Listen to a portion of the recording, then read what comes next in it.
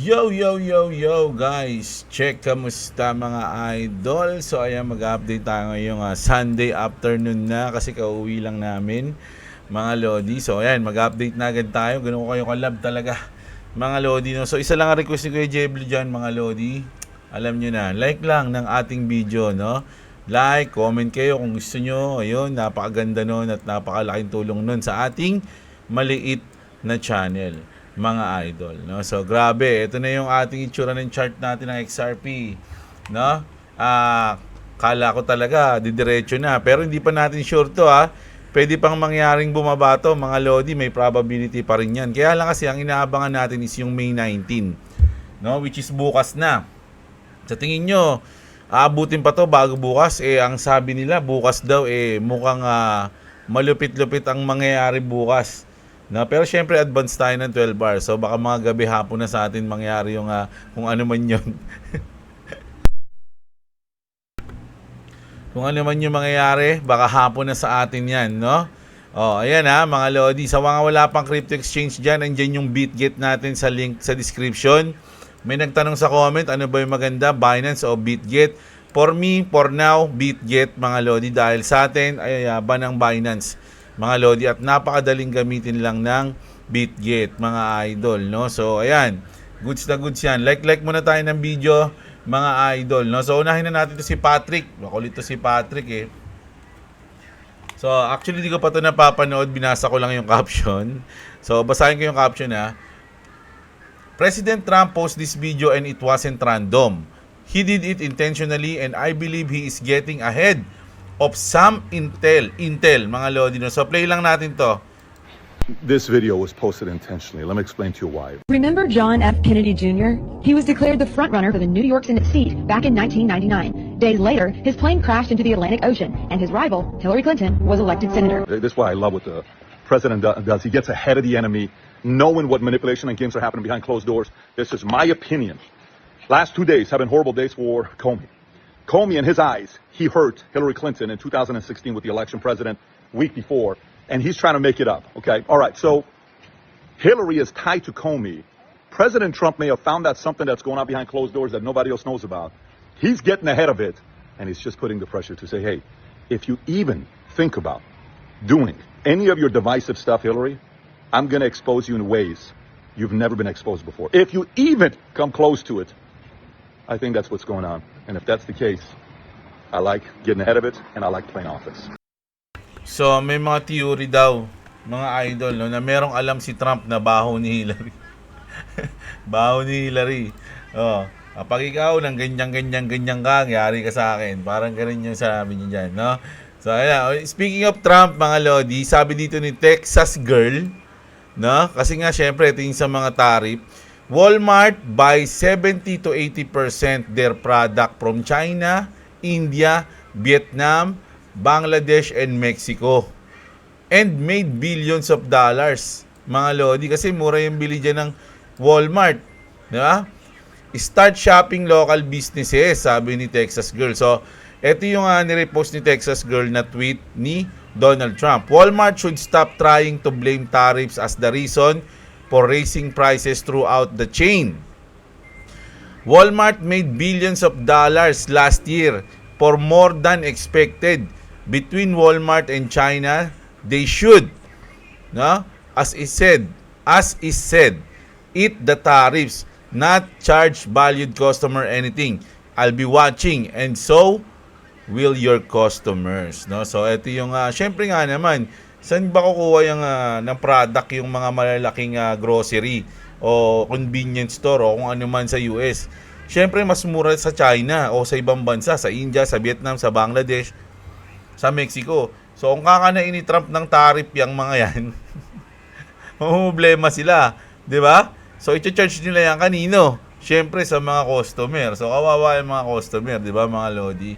So ayun niya, kaya sabi ni Trump, huwag nyo idahilan yung tariff. Paldo-paldo na kayo, hindi naman kayo di ba? Ganun, no. Yun So ito naman si Trump pa din to, mga Lodi, no. Rate cuts are coming soon, sabi dito ni Ash Crypto. The consensus of almost everybody is that the Fed should cut rates sooner rather than later. Too late, Powell. A man legendary for being too late. Will probably blow it again, but who knows, no? So, magkakaroon ba ng emergency cut rate o yung parang alam niyo yun, bigla ang cut rate, mga lodi, kasi talagang pinipilit na ni Trump yan si Jerome Powell. Kaya lang hindi, para kasing alam niyo yung sa Lord of the Ring, you have no power here. Sabi ni Jerome Powell sa kanya, you have no power here, man. No? Pero kita niyo naman si Trump talagang pinipilit niya na mag-cut na ng rate, mga lodi. Pero marami pa rin nagsabi na may 50-50 chance pa rin tayo magkaroon ng recession, mga lodi, no? So, nako.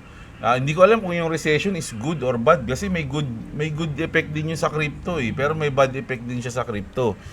So, either way, kahit ano yan, mga lodi, no? Sabi dito ni Random CryptoPal, cut the rate, pump Bitcoin. Powell in his BS News and Lies, no? So, private kasi yung Fed, mga lodi, kaya nagkakaroon sila ng pagtatalo at di pagkakaunawaan. So, the current Bitcoin price action is now mirroring the 2020 pre-parabolic run. Pray for the new all-time high. So, ganito yung natandaan niyo, ito yung 2020, mga lodi, no? Ito yung 2025. So, pwedeng magkamukha sila. Tatandaan niyo yung ginawa ko sa Bitcoin nung nakaraan, yung ginuhit natin. Ayan, pwede mangyari to, hindi ko binabago yan. Kasi ito na sunod, kita niyo yan. Pump, consolidation, pump. Consolidation, pump. Consolidation, ano yung susunod? 'Di ba? So, ayun yung sa Bitcoin, mga lodi, no? Pero syempre sa XRP tayo nakatuto. Ito, ano sa tingin nyo to? Tatamaan pa ba ang ating lock profit na $100? Kasi ngayon nasa tayo 12,800 profits. No, 12,800. Pero nag-17 na kasi yan. 18 na nga halos. 18,000. Yes, bumaba pa ng 12,000. Pero once na ako sa tingin ko, etong guhit na to, ito lang, yan. Nakita niyo yung maliit na guhit na yan na nasa baba ng double top. Double top yun, kaya nag-drop Pag ito, ayan mga lodi. Una, syempre, yung resistance, mabasag niya, mabreak niya. At ito, pag nilampasan niya yan, mga lodi, confirmation niya yan, confirmation na yan. Pag nilampasan niya yan, mga lodi, naku, alam niyo na kung saan tayo pupunta. Ngayong May 19 ba yan mangyayari? Bukas na yan. Mga lods, kung sakali. Di ba? So, gravities, kabang-abang yung mga nangyayari sa atin. At ito ang malupit, mga lodi. Someone just opened at 276 million long position on Bitcoin. He knows something. Mga lodi, punta nga tayo kay Boss Lerma. Kay Boss Mark. Ano pa nga yun?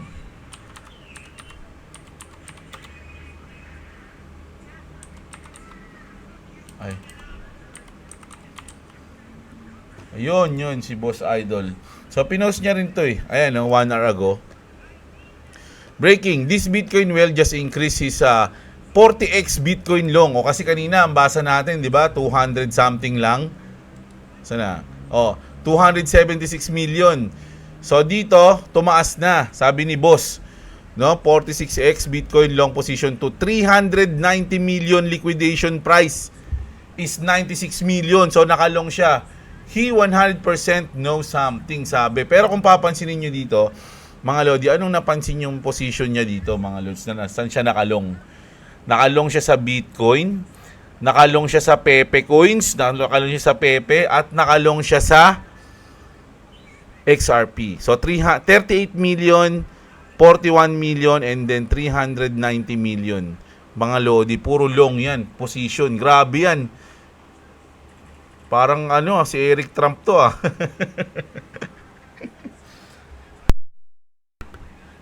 Ikaw ba yan? Junior? O ikaw si Trump Junior? Ha? Sino ba sa inyong dalawa yung position dyan? Mga lodi, ano sa tingin nyo? Magwawagi kaya ang whales na to kunyari? Kasi yung iba sinasabi, insider daw, hindi naman talaga siya whales. Isa siyang malupit na may timbre. May timbre ka ayan. Ano sa tingin nyo? Mananalo ba to? Ang whale na to? o maliliquidate siya sa 96,000. Ito yung liquidation niya, 96,000 mga idol di ba? Saan nakita ni Idol KGX yun? Ito. Liquidity price. So grabe ang layo ng liquidity niya sa sa XRP. 0.7, malabo na to. Malabo na to mga lodi sa tingin ko Mukhang malabo na to mga idol. Ano sa tingin nyo? Grabe no, parang nakakalungkot, nakakainggit, na nakakalungkot nga, na nakakainis. Na parang sila may alam tas tayo walang alam. Kaya nga ang niisip ko na nga dati pag may mga ganitong whales na nag-open ng position, sasabayan ko na lang Alam niyo kasi sila parang may alam sila, tayo wala So, itong mga to. Tsaka kung isipin mo, mas malaki yung magiging talo niya kaysa sa talo mo kasi magkano lang iti-trade mo. Siya milyon Di ba? Isipin nyo ba yun? Isipin nyo yun, mga lodi. Ang lupit ng news niya. Ibig sabihin may alam sila. Ito, hindi ko pa rin napapakinggan itong sinabi ni Raul Fall. I've been trying to tell you to watch for the end of May into June and July. The imagery from Trump Jr. with the dam breaking, Melania, it'll all be different by June. Trump, I'm going to make the stock market and crypto go up. You better not F around and find out and see what happens. No, I recommended having your exit strategy and learn how to mitigate taxes. I'm not financial advisor, just like Jeblo, and this is not financial advice. So pakinggan natin to si Raul. Which is why it only has a 90% correlation, not 100%. So I think we'll see that now, and it's just saying now is if this continues to play out, it's just banana zone from now until July. And then we've had, if we've got to think 3 months in advance. So what we've had is the dollar correcting the last couple of weeks, rates correcting. So we should see the market correct in August. Yeah. And maybe it's as simple as that. And that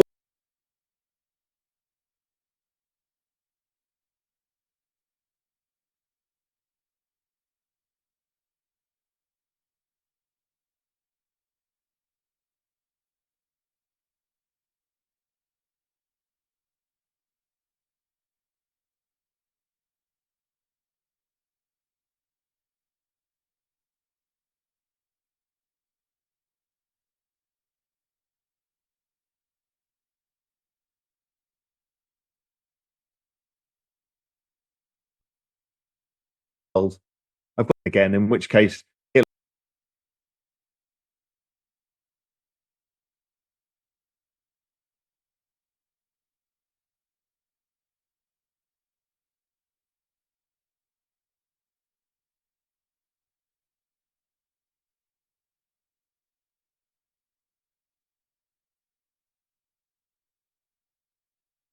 one. Yeah, I know you guys mentioned it last week. Is that XRP chart is something to behold? Yeah, it really is. I mean, none of us have really been involved in XRP, but that chart is something to behold. It's like that's going to another big leg higher at some point, and that obviously helps the Bitcoin dominance chart. The other one, which I think is the best chart in the world, is I don't know if I've got it on this one. Is Doge Bitcoin? I've got the Doge chart, but Doge Bitcoin looks like it's going to continue, and Doge Bitcoin would suggest that it's going to outperform Bitcoin again, in which case it'll have been the hardest asset in the world. yeah. So Dogecoin, Yeah. XRP, and Bitcoin. Ayun It's sinabi outcome. niya rito mga idol, no? Di ba? And dito naman tayo, ito mga lodi, ang nag-post kasi nito BitMEX mga idol, di ba? BitMEX yan, no? The world's leading cryptocurrency derivatives exchange since 2014, inventor of the perpetual swap. So ang post niya rito mga idol is keep your eyes peeled. We have some news that definitely gonna have a ripple effect on the market. Tapos tinag nila yung ripple, no? Siyempre tingnan yung itsura niyan. So kumbaga parang makaka-apekto sa lahat. Ayun yung ripple. Boom! Apektuhan yung buong mundo. No?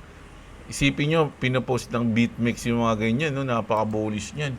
May 19 could change everything for XRP. XRP futures ETF set to launch filed by CME Group. Historically, those moments proved to be key turning points in their price action.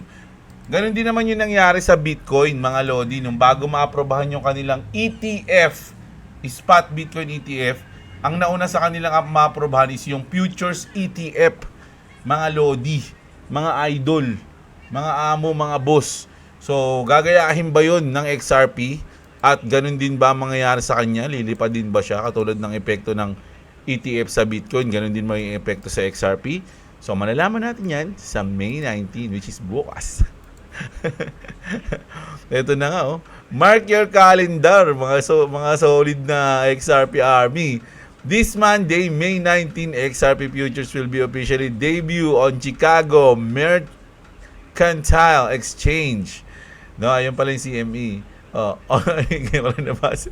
na pagtanto yun, one of the biggest derivatives market globally. Grabe, one of the biggest derivatives market globally, no? Mag-o-open ng futures, mga idol, no? Sa XRP. Nako, napaka-bullish niyan. Para akong bangag, Milipad yung ano ko, yung aking utak, mga Lodi, O, yan. Tapos, sabi dito, mga Lodi, Ripple launches XRP Ledger pilot in Colombia to boost farmer inclusion with Farm Now, Pay Later. The solution traces crops from planting to harvest. Kumbaga magiging tutulungan sila ng Ripple o ng XRP, mga Lodi, no? Magpa-farm sila ngayon, magbabayad sila later. Parang papautangin sila, parang loan or something. Hindi ko kasi abisado yung mga ganito eh. Pero ano to, makakatulong to sa mga farmer sa Colombia para magtanim ng weeds. Ay, hindi pala weeds, mga idol. Magtanim ng kung anong gusto nilang itanim, mga Lodi, no? So, ayan, dami dun sa Colombia. Ayan, malupit si Pablo Escobar. Ayan, do sa Colombia yun, Pablo Escobar, tsaka yung Sinaloa cartel. Ano ba yun? Basta yun eh. Mga Lodi, no? So, no. Wag dun, Oy, XRP, wag dun, dapat mga malupit na tanim lang, tulad ng sinandoming, sweet jasmine na bigas. Ayun lang dapat, Wag tayo illegal, mga Lodi, delicate yan. Ito na. Ito si Joshua Jake, mga Lodi, si JJ. Si JJ. Ito yung mga taong galit sa XRP. So, sabi niya rito, XRP is not the next Bitcoin. Tapos ni-repost ni Eko yung same guy, no? XRP is trash, stop holding it. Ito yung the same guy who said the XRP is trash when it was 0.4. Said to stop holding it is the same guy that is saying XRP is not the next Bitcoin, right? Just wait because XRP will flip Bitcoin again, mga Lodi, no? So naniniwala ba kayo dyan? Mukhang natatakot na yung mga Bitcoin lovers, no? Pero don't kayo matakot, mga idol. Isa lang naman yung dapat yung gawin, para hindi kayo matakot. Lahat ng mga Bitcoin maxi na takot sa XRP, alam nyo, para hindi kayo matakot, bumili kayo ng XRP. Ganun lang yun, mga Lodi. Para once na mag-pump siya, matutuwa kayo, di ba? Kasi meron na kayo. Di ba? Ganun lang yun, Don't fight the moonlight. Sino ba kumanta nun? Don't fight the moonlight. Ayun, mga idol. So, grabe. Nakahanap pa ako ng news, mga Halos kadarating ko lang, mga idol. Talagang hinabol ko sana para makapag-update pa ako mamayang gabi. Mga Lodi, grabe pagod ni Jeblo, mga Lodi, ng lolo nyo.